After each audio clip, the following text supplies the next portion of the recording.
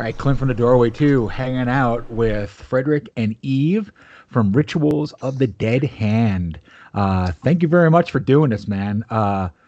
Very cool Phantom Winter shirt, by the way. I just want to tell you that. Thank you. Thank you. That's very cool.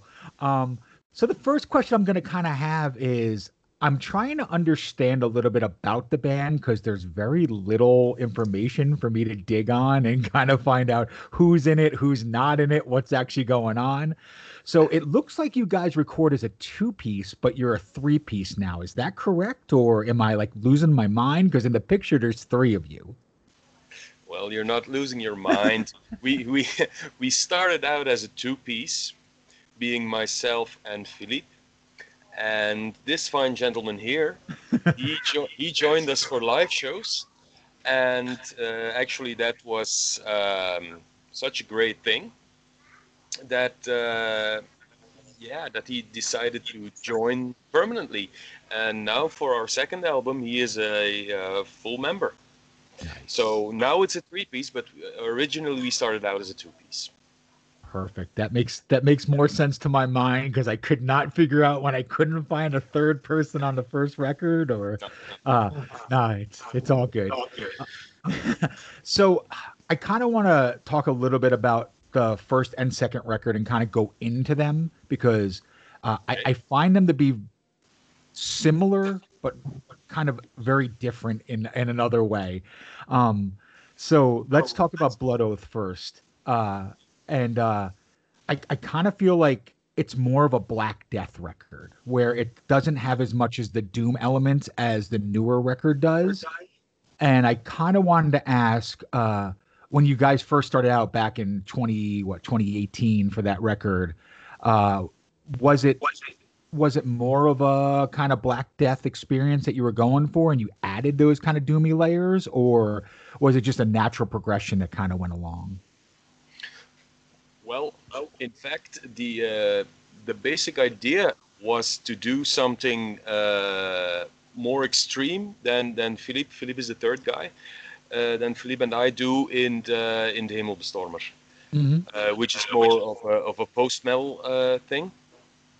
But we're both big fans of Black Death and doom metal and everything.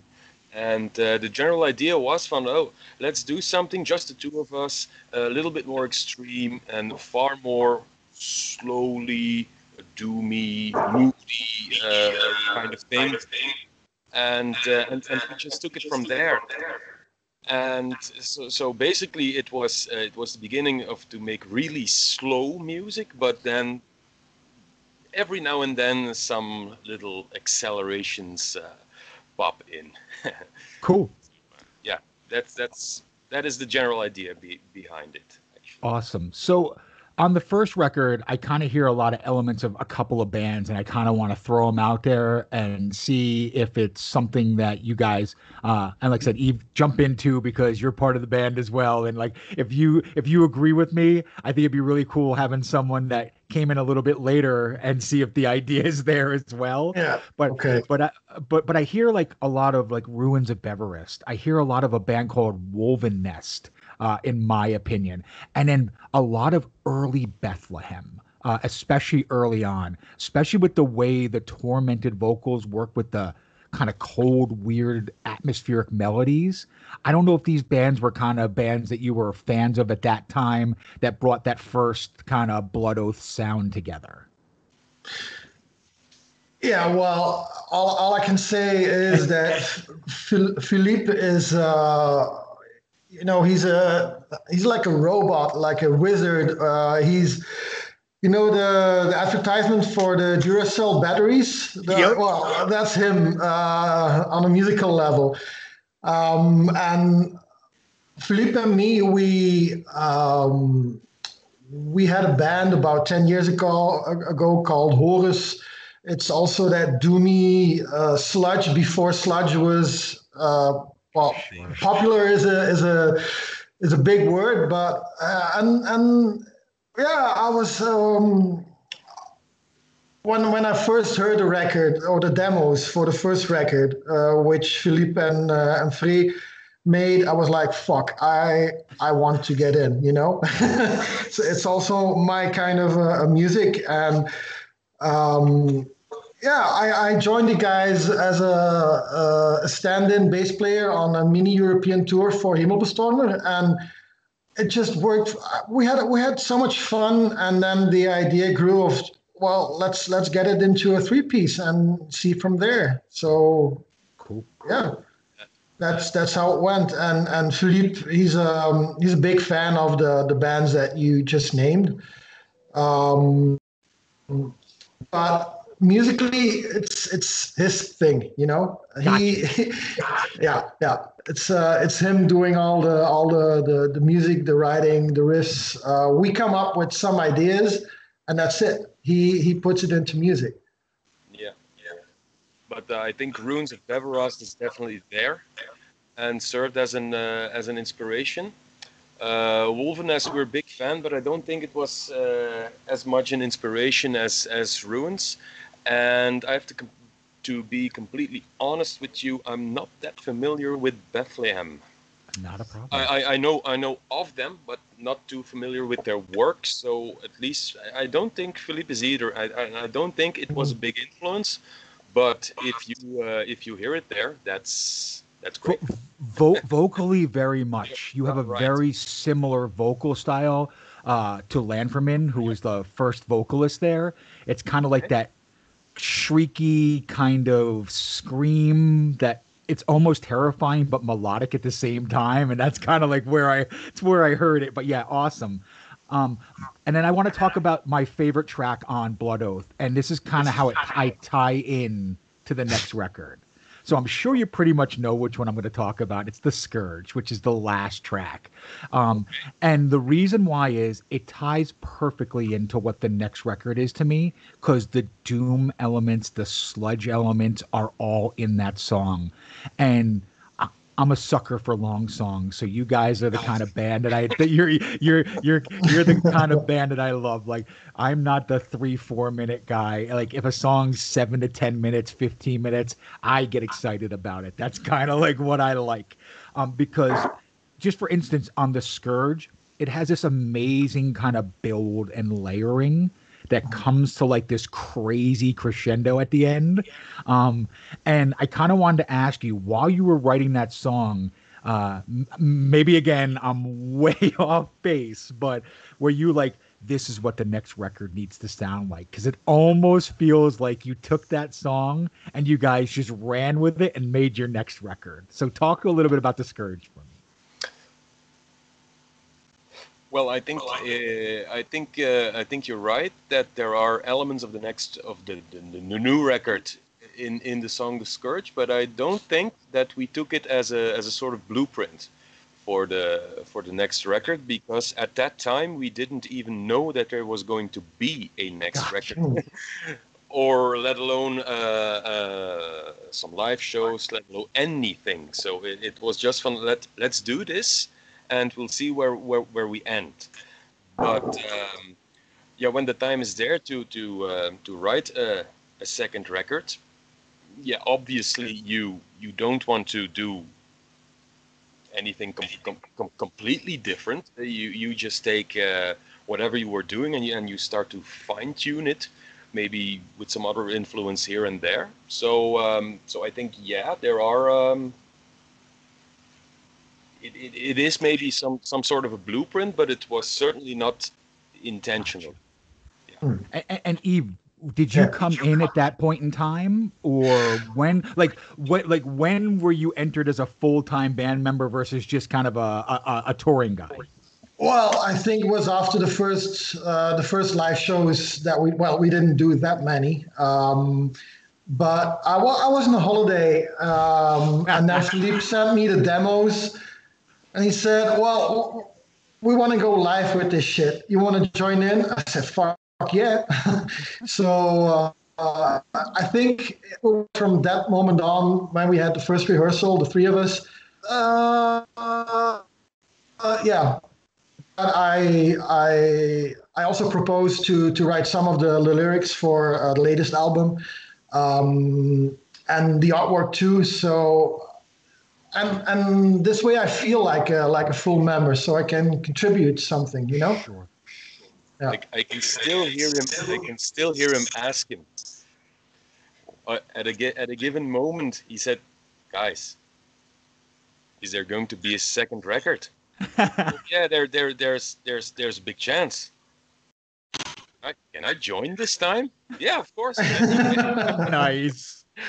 Yeah, we've known each other for such a long time. So, and the fun thing is, there is no just the three of us, no drama. It's all about having fun, about the music, and yeah, it's you know what I'm trying to say. Yeah. Oh no, Yeah, absolutely. It makes complete sense. There is It was no just plan. yeah, it was just three guys doing it, and at that point in time, it's just, you know what, it felt right. Let's do it. yeah, yeah, That's yeah, awesome. yeah. That's all. No That's Like awesome. and whatsoever. it's so much fun. The three personalities they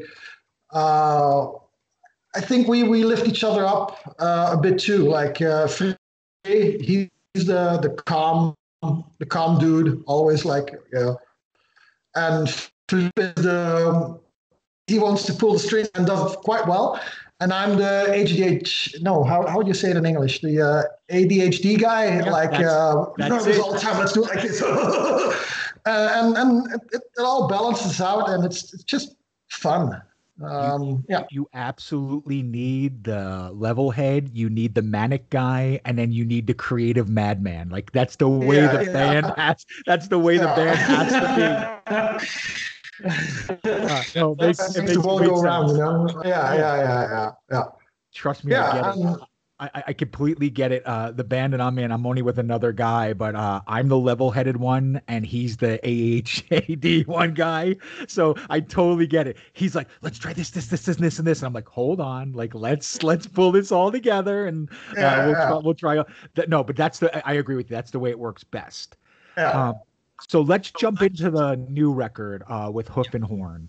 And I kind of want to talk about this one in a kind of a different manner because I see this record as a very different record than the first record, in that you have now become, and I know this is probably a dirty word for black metal fans, but I don't care. I'm gonna say it anyway. Uh, you very much have this black gaze kind of vibe now in the new music, where it's like sludgy, old school, like Finnish and like old UK doom death mixed with this black gaze element. And the reason why this album, and this is the one I heard first, so I went backwards. I didn't go forward. Unfortunately, I'm not one of the guys that heard you back in okay. 2018. But I listened to this record, and what drew me to it is two things in general. And I'm going to kind of talk about this, and I want to kind of have you guys both tell me if this is kind of a good beginning for people that have never really heard the band before. So the two bands that I heard the most in you, and they're two of my favorite bands. One is Esoteric from the UK, and the other one is Deinonychus. And I don't know if you know much about Deinonychus at all, but those two bands mixed together very much are what I heard from you. And Deinonychus is kind of like a symphonic dark metal band. And of course, I'm sure you guys know Esoteric because they're like legendary, like atmospheric, spacey doom 20. Gee, a guy that likes long songs like Esoteric, like that's kind of you know, but were those elements or layers at all, or those kind of sounds were coming into mind for this record?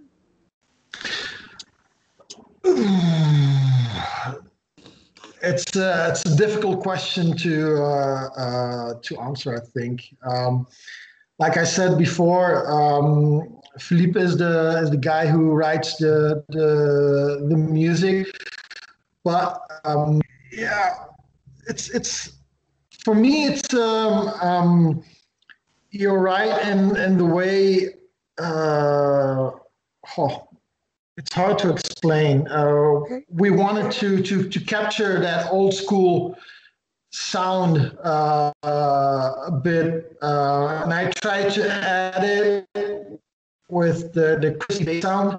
I didn't record it on the first album, but on the second album I did it, and I am very fond of those old earache label bands, you know, Entombed, Confessor, Carcass, that kind of stuff.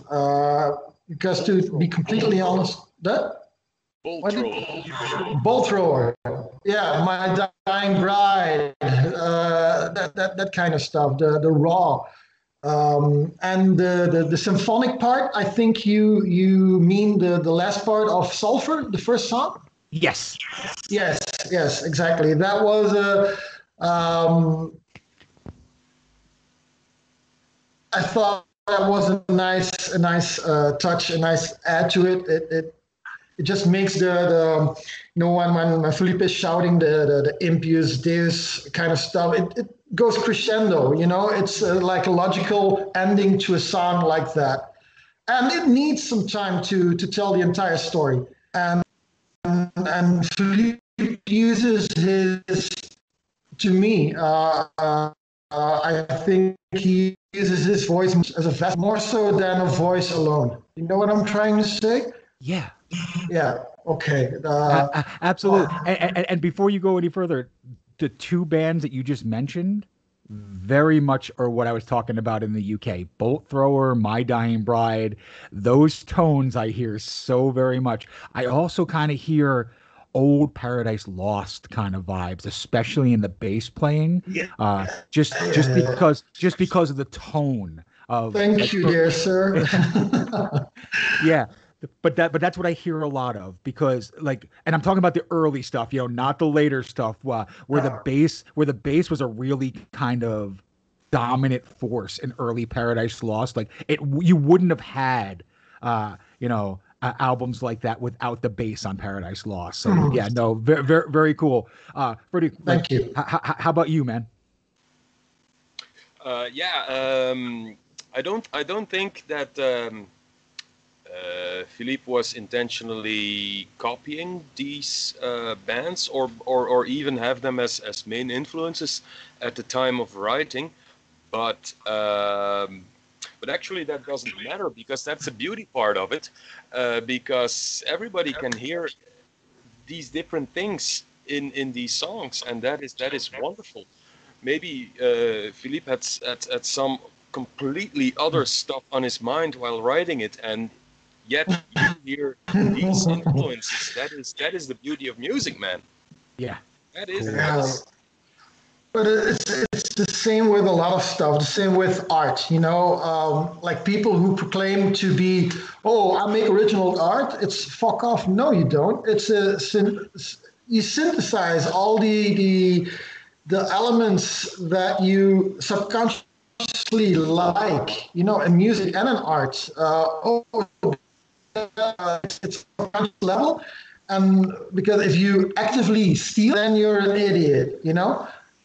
It's all influences and layers, man. Yeah, Music, yeah, art, yeah, like exactly. you take everything that you heard, seen. I laugh because sometimes I realize I'm pulling some song I heard 18 years ago, and it's just a tone that I liked, and now I'm realizing, yeah, I'm not writing that song, but I'm reliving that song all over again. So no, art, music, you're right. It's all that. So I want to kind of talk about my favorite song on this record as well, which is The Defiling Days. Um, and I kind of like it's the perfect mix of kind of black metal and doom for me. Like that's kind of like that's the sweet spot for me. All right. So can you guys kind of talk about that song and how you created it, how it came about? I'd love to kind of hear a little bit about it. Uh, first person. Is that? Can you remember? what? I didn't understand you. There was something wrong with the what? I think it was one of the first ones written for this one, but I'm not sure. Yeah. Also lyrically, lyric wise, you know, I was very fond of They Rode by Night, like the fast one on the first album, and we said to Philippe like, come on, dude, let's add something fast to it again. and he took the best of both worlds. Like it starts off very, very fast, very heavy, and then there's some kind of storytelling to it. I think you're talking about Inception. No, defiling the. Oh, fuck yeah. I'm sorry. Defiling Days is a slow one. Yeah, Defiling Days is really slow. In my on my files, it's the second song, and on the album, I think it's the third song. Yeah, the third song. So yeah, I'm sorry. I made a mistake. You are so fired. You were excited. That's all it matters. Okay. Yeah,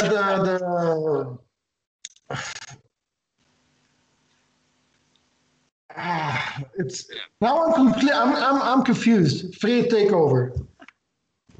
I still I still Defiling Days, the slow one is still one of the first written for this album. Maybe not the first, maybe the second. I don't really remember.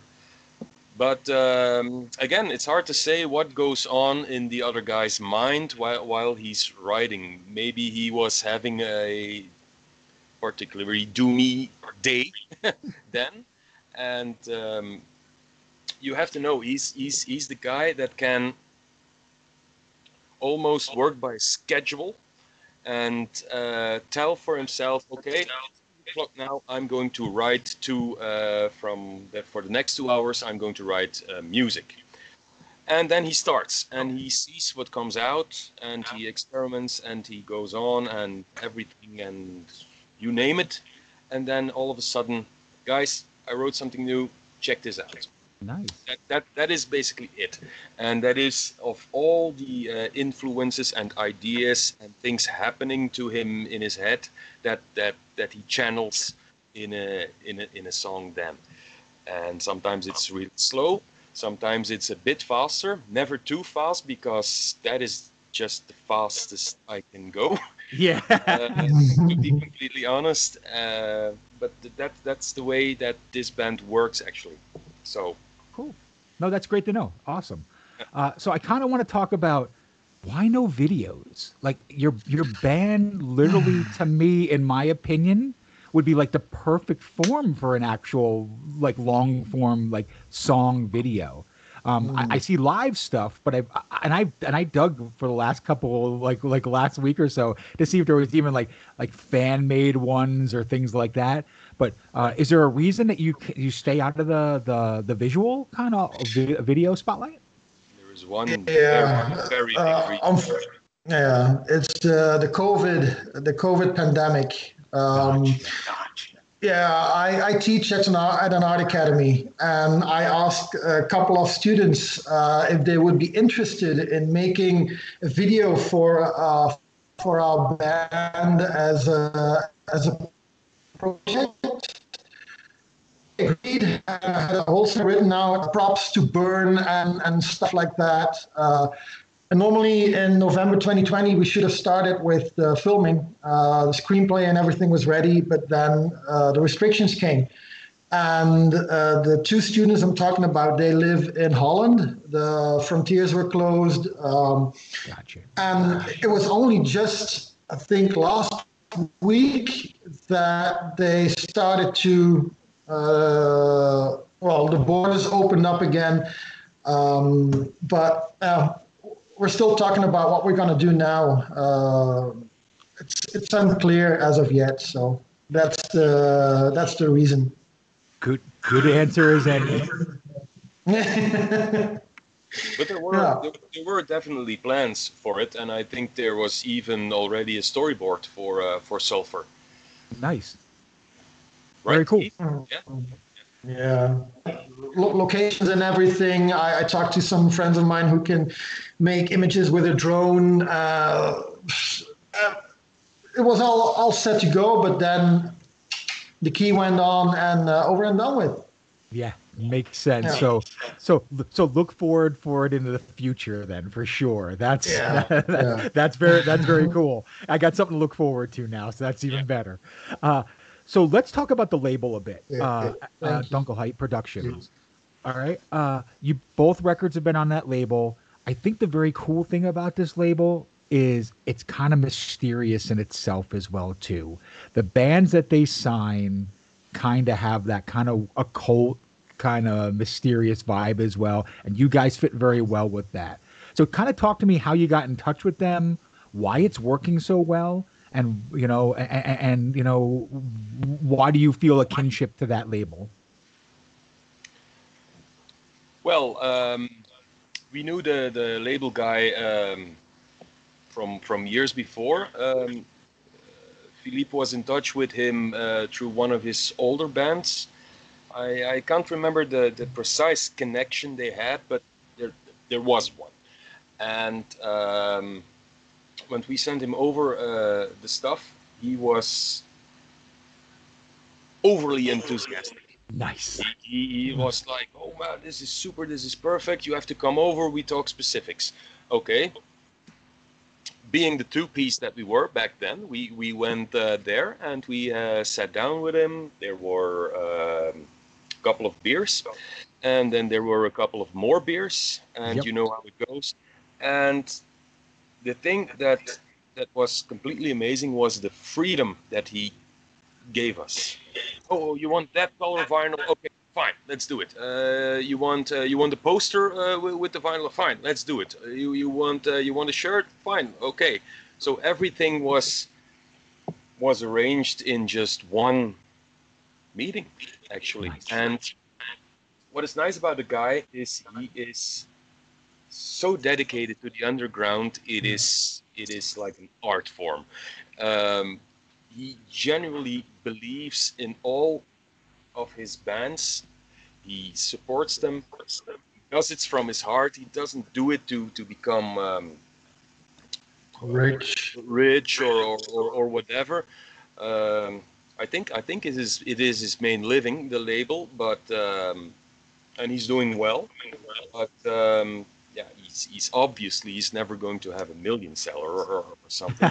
But you wouldn't believe the things that he finds from all corners of the world, literally all corners of the world, like South America, Bangladesh, India. All everywhere he has these obscure death, black, noise, doom, dungeon, synth. Yep. He has everything, and he firmly believes in it, and that is what it's the integrity that works real well. Integrity is really important in You our can feel lives. you can feel it. And when I talked to him, the couple of times I've spoken to him, you're right, one of the most genuine souls I've ever dealt with in my life. You could tell he loves each and every band. And I think the cool thing about it is when you can get that vibe, bands get drawn to it. So he probably doesn't even have to look. He Yeah. probably has like guys from all over the world going like, "This is a cool ass label. Like, let's go talk to him and see if he might be interested in us." And I agree. But the cool thing that he does, where a lot of other labels people kind of just throw stuff all over the place, he does kind of keep a kind of theme together of his bands, which is really nice. So like, I like being able to go to that label and being able to say, 9 times out of 10, I'm going to like what's on there. And that's the great thing about it. Yeah, there's going to be those off bands that are just not my flavor, but Yeah. they still have the same theme. Uh, do you feel like there's a brotherhood on that label? Like, would you want to tour with those other bands as well too? Or is it something where you guys don't really talk to the other bands much and it's just kind of a like-minded musical idea? I think it's more of the latter, actually. We don't know very much of the other bands in person, although we did a show with a couple of bands of the label. I think it was Goat Semen and Bestial Warfare. Nice. Yeah. I don't think Bestial Warfare is on there anymore, but well, at the show we of course we had some good talks and everything, but it's not that there is this united brotherhood of all these bands that are constantly in touch with each other. But yeah, I think we all have the same idea of music. We make underground music, we make extreme music. We don't want to conquer the world, and we don't give one damn if we sell 10 records or 1,000. A Yeah. 1,000 would be cool, of course, but if it's like 10, so be it. We had our fun making it. We have our fun playing this stuff live. We have our fun talking about it right now, and that is what matters. We have people that believe in this music and bring it to the people that want to hear it, and that is what matters to us, actually. Yeah, it's more fun playing in front of 20 people who go completely berserk instead of playing to a crowd of 1,000. And when people approach you after the show, like "fuck, that was nice," or "still have a naked might make from headbanging," that's a lot of fun, and it kind of is. That's the reward you get, you know? Yeah, absolutely. Yeah. I was gonna say the same thing. So I was gonna say the same thing. Yeah. So I make a lot of kind of harsh, extreme noise mixed with black metal elements as well too, and the record label I'm on is Aesthetic Death in the UK. Like I said, Stu and I were talking, and he's like, "Are you okay if I only press 200 CDs?" And I'm like, "Yeah, because it's probably not going to sell more than 200 CDs. Like why? like why? If it needs to be repressed, we can always repress it. Like why overexert yourself? I'd rather have 100 people that love what we do and buy it and break even than make 1,000 CDs and then sell 200 and now you're $800 in the hole. Like, don't. Yeah. And I feel the same mentality that you guys have. Like, I'd rather have 100 ravenous fans that like every time we make a record, they love it, than 1,000 people and then 500 of them were like, "Oh, you were in that thing, right? Yeah, that was kind of cool." Like, and I love that kind of mentality. So you guys are awesome that way. I kind of want to dig back for a second and ask, why was the first record put on so many different vinyl editions and there's no vinyl for this new record that I see at all? Was there a reason behind that? It's still on its way. Oh, okay. Yeah. The CD is here, but we have to wait for the vinyl and the shirts. It's coming. It's coming, and it's in some different colors, like the first one, just to add some that little extra, you know. And, yeah, I'm a fan of the vinyl side. That's why I was asking. So. Yeah, same here. And we're waiting for it. Normally, it would be July or August. I think it was supposed to come in June already, but in June, okay. maybe some delays. So at June, July at the latest, I think. Normally. Yeah, but it's so much fun.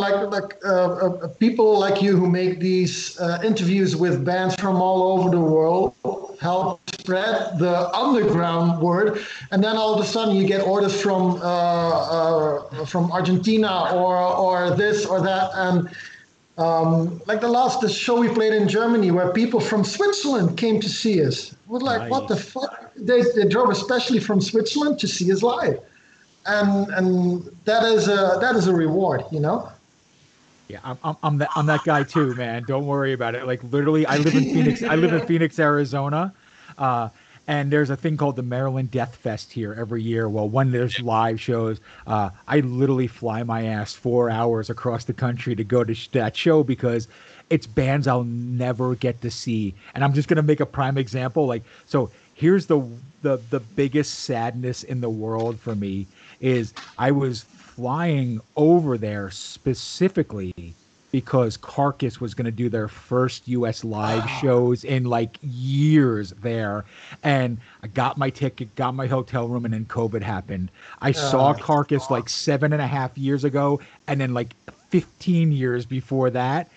and I was so excited. And I literally was going just to see Carcass. Like all the other bands were great, but then COVID happened and it fell apart. So yeah, I can understand people driving long distances because you never know if they're going to come to where you are. Yeah, And like, yeah, and it's worth taking the 4 or 5 hours to be able to go see a band that, like you could say, I got to see a band I love that you may never get to see. Like it's kind of just, it's a nice feeling. Awesome. yeah. But that's especially in America and Canada, I think, with the distances. Over here, we drive.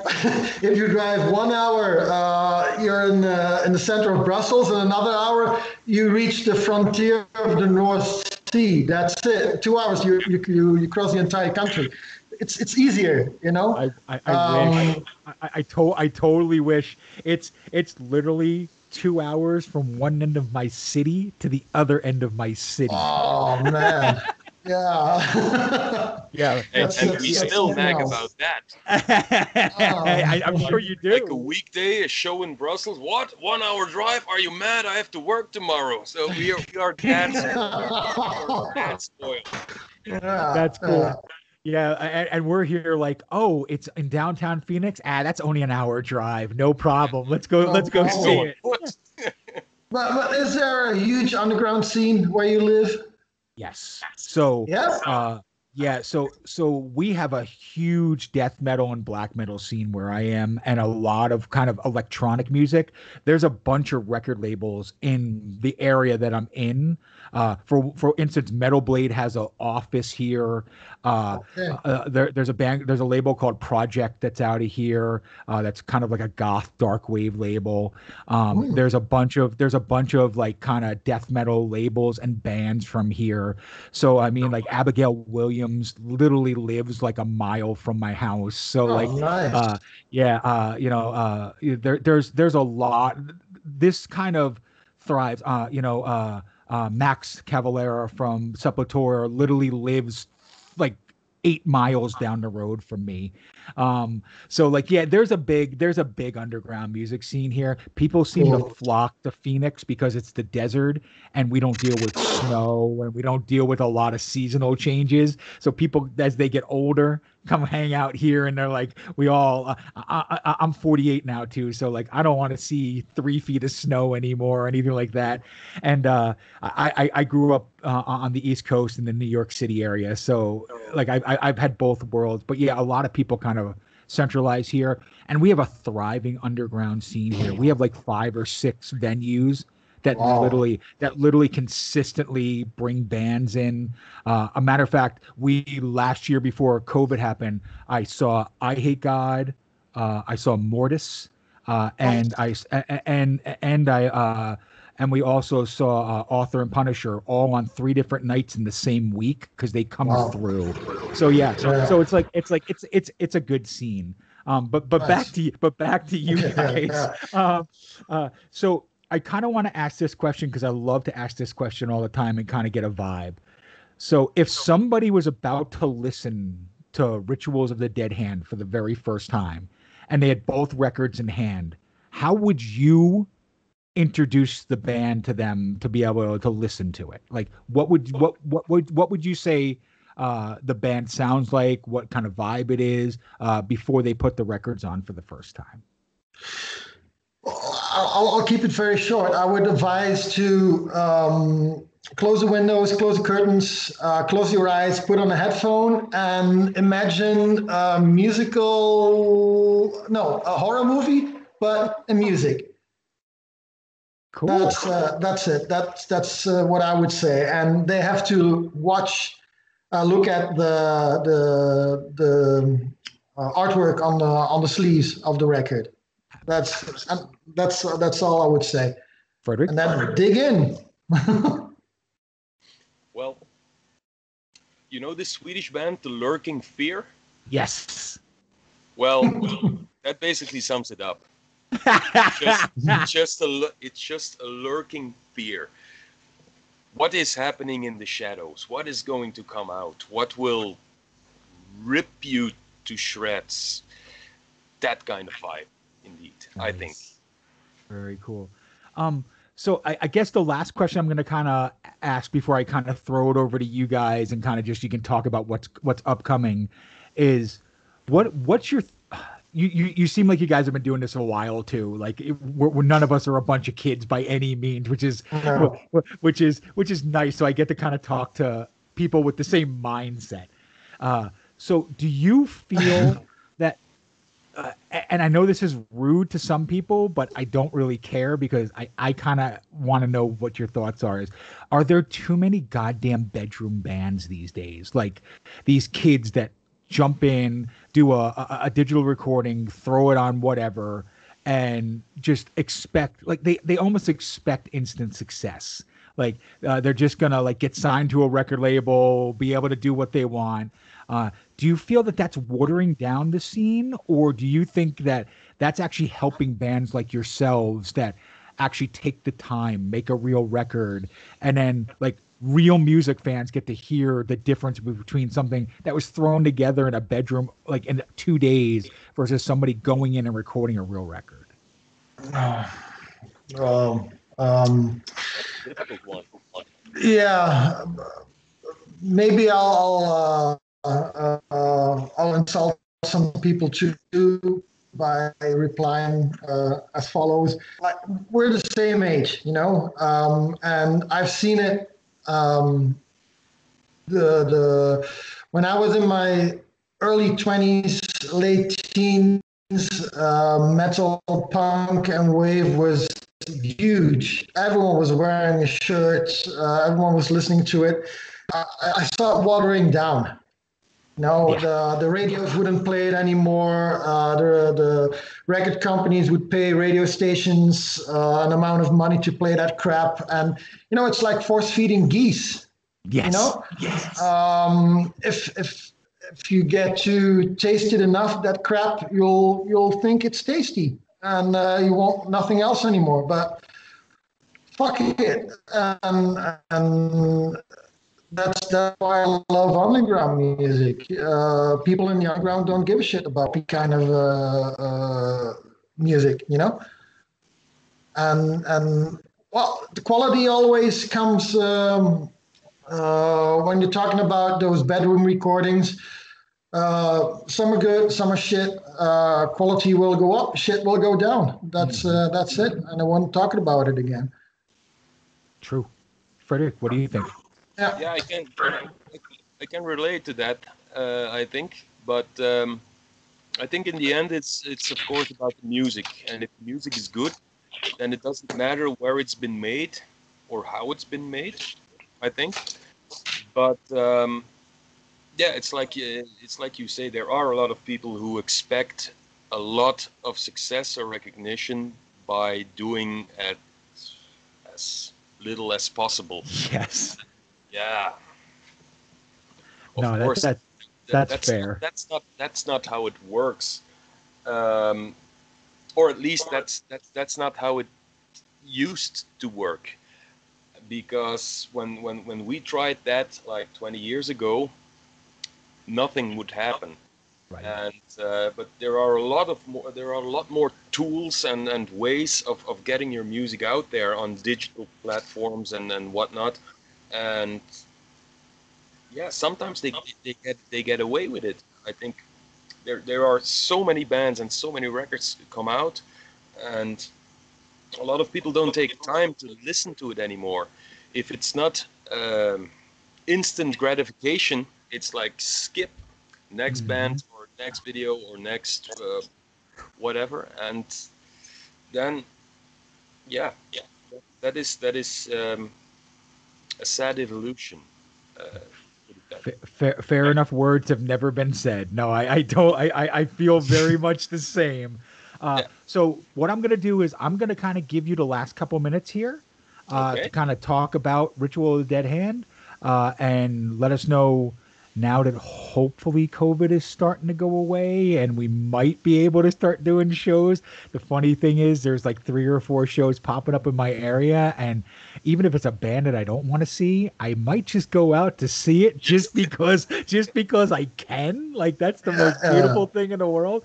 But like tell me, what's going on with the next with the next couple months for the band, and what do you see happening? Well, we have nothing booked, if that is what you mean. But like I said earlier, for the first record we played exactly 3 shows. 3, 1, 2, 3, because it was never intended to, or we never intended to do live. But when Blood Oath was finished and we listened back to it, we said, "Van, this is too good to not do live. Yeah, we just have to do it." But yeah, with time and being quite busy with our jobs and families, and Hemelstormer is also quite busy, to be honest. It was just 3 shows, but 3 shows that we really wanted to do, where we felt comfortable with. But our intention, at least our intention, is to play, well, at least 5 shows this year. No. Seriously, we want to play more, but yeah, things are still a little vague. We can't even rehearse at this moment because our rehearsal space is shut down by the government. But there will be some more live activity for this one. Yeah. But what and how and when and where, it's all still pretty vague, of course. But yeah. Yeah, the government is starting to loosen the restrictions, but nothing is written, carved in stone as of yet. They say if this happens, then we'll do this. But we've heard and seen it all before, so we're a little anxious to book anything. And second, because we don't have to play live, we were offered more shows to do than we played, but we're quite selective on where we play. Gotcha.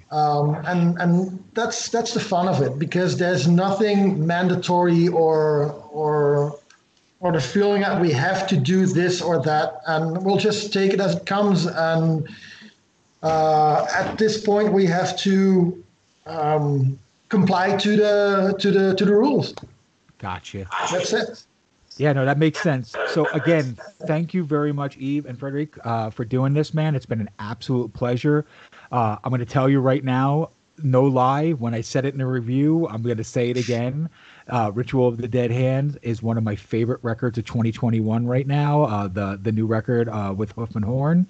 And literally, I to this day, probably still listen to it 3 to 4 times a week. Like I'm really digging it. Like you are, and I know this is weird, but you are my bedtime kind of relaxed moment. And like I literally will put my headphones on. I'll pull up a book and I'll just kind of like listen to you guys and chill out. I'll read comics. I'm a big comic guy, so like I'll go on Comixology and start reading some comics and stuff. But you guys, like, you made a record that literally speaks to me, so thank you very much. Thank you very much for that. I will make sure, again, your label, your Bandcamp, your information's all listed here as well. If you ever do come over to the States, man, if you don't look me up, I will be very disappointed. That's all I'm gonna. That's all I'm gonna say. Yeah. But other than that, yeah. No, thank you guys. Other than that, Clint from the Doorway too, hanging out with the guys from Ritual of the Dead Hand. Thank you so much. You guys have a great weekend. Thank you very much. Thank you very much. Bye.